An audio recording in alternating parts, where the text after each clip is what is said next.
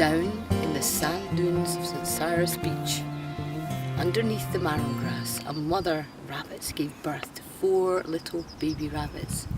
She licked their soft fur, for she loved them, and their little eyes were closed, and they snuggled warm and safe in the burrow.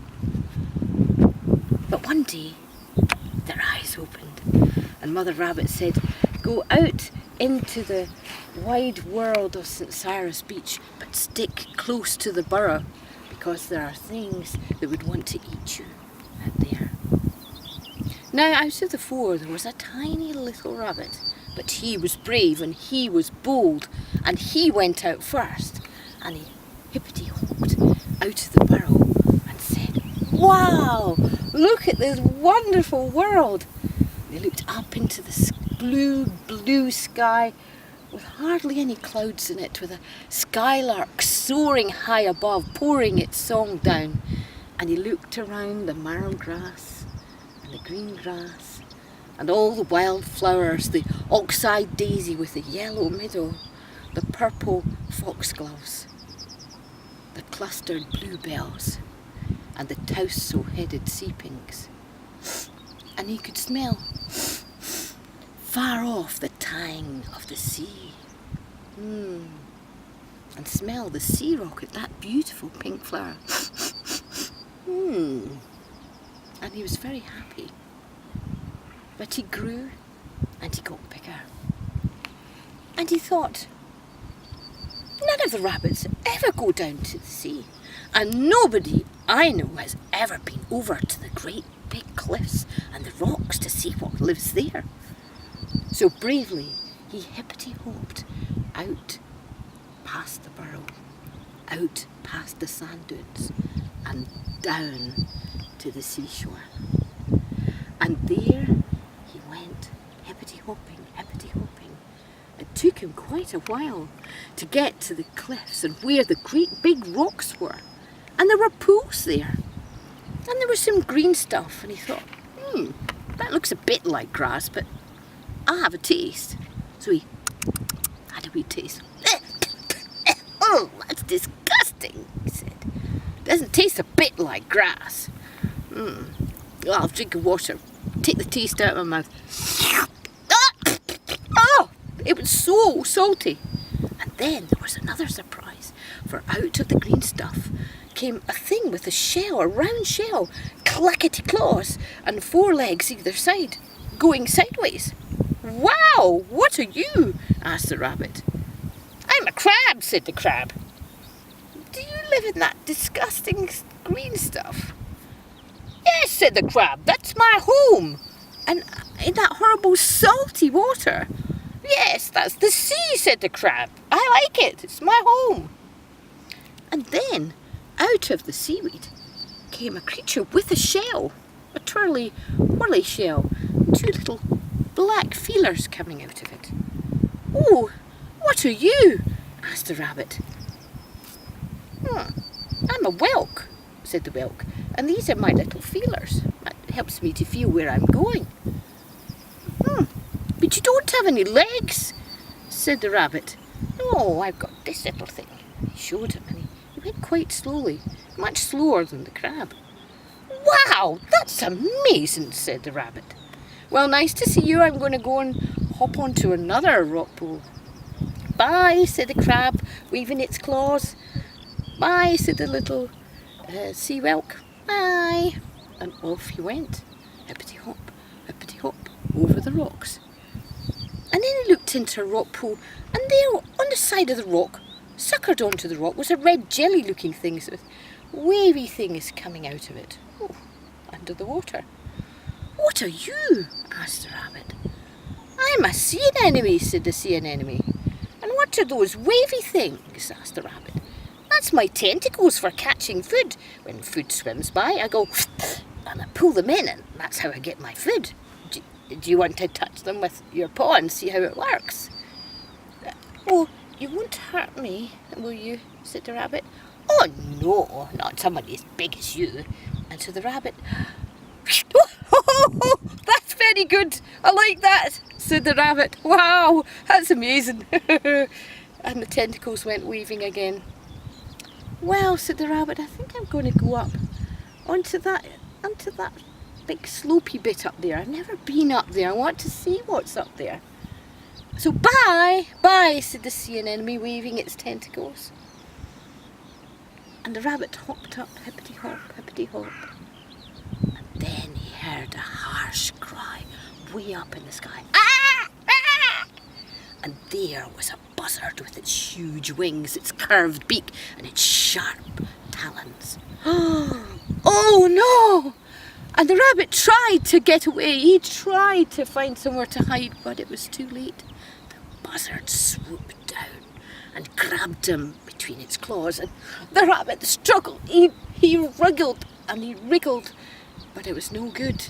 Up higher and higher he went, and St Cyrus Beach looked really small, and he took him over St Cyrus Primary School, where all the children were having their break, and the children said, "Look, there's a rabbit up in the sky. Oh, that buzzard's got it," and they could see it wriggling. "Oh no," they said. Over the steeple of St Cyrus Church went the wriggling rabbit, trying to get free, until he came over Woodstone Farm cottages way below. And he thought, "I'm not going to end my life here. I am not going to be this buzzard's dinner. No!" And he bit the buzzard on its leg. "Ah!" went the buzzard and let him go. And the rabbit started to fall and fall. And what had seemed small below, with the little road and the cottage and the boat beside the cottage, got bigger and bigger. And beside it was what looked a bit like a soft fluffy cloud. And he thought, "I'm going to die, I'm going to die." And then with a thump, he landed on the thing that looked like a cloud. "I'm all right, I'm all right, I'm all right," thought the rabbit. Now sitting outside Woodstone Farm cottages was Andy Shanks. And he's a singer-songwriter, and he was sitting with his guitar, writing a song, when thump, something landed on the sail of his yacht. He put down his guitar and he went over, and there on the sail was this little rabbit, and he picked it up and he said, "Oh, you poor thing." "Ah, it was that buzzard, wasn't it? Did you bite it?" And the rabbit nodded. "Well done," he said. "Well, I don't know where you came from, but you're going to be all right with me," for he was a kind man with a good heart. And he said, "I've got a little stream at the bottom of my garden. There'll be plenty of water for you." "I've got plenty of grass in my garden that you can nibble. And I'll make you a little burrow just by this sail until you find your own wee home here." And you know what? The rabbit was very happy there. He was there under the shining of the sun, the blue sky. He could hear the skylark singing and feel the warmth on his face and nibble the fresh green grass that seemed to be endless, and listen to Andy playing and singing his songs. And he even wrote one about Rob the rabbit, because that's what he called him, and they were great friends.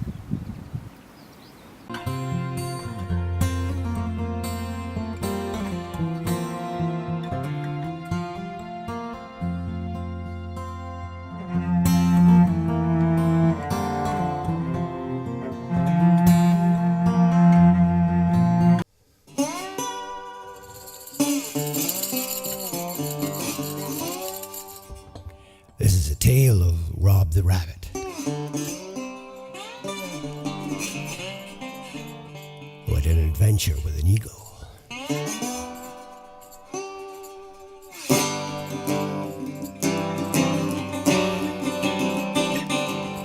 Name is Rob the rabbit, and a tale I'd like to tell.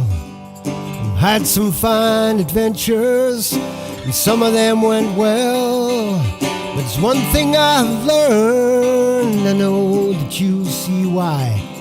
Be wary of a hungry hand if it's coming from the sky.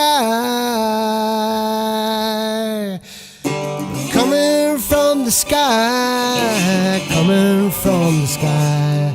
Be wary of a helping hand if it's coming from the sky. When I was young and hopping mad, I jumped till day was done. I teased the dogs down on the beach and think my life was fun. But this one day I was nearly 8 when this feathery dog came by. And that's when I learned to dodge the fun if it's coming from the sky. Coming from the sky, coming from the sky. It's when I learned to dodge the fun if it's coming from the sky. Well, he swept me up and flew so high that it fairly made me squeal. I realized if I didn't act, I was destined for a meal. So I started whistling Dixie, which made that old bird cry. And the next to know, the hands let go, I was falling from the sky. Falling from the sky, I was falling from the sky. The next I know, the hands let go, and I was falling from the sky. So listen to Rob the rabbit, who got the better of a bird. He'll make many friends, I know, and some are sure to be absurd. But be careful if they seem to come from the clouds, and you know why. You can never trust a hungry hand if it's coming from the sky. Coming from the sky, coming from the sky. You can never trust the hungry hands if they're coming from the sky. Coming from the sky, coming from the sky. You can never trust those hungry hands if they're coming from the sky.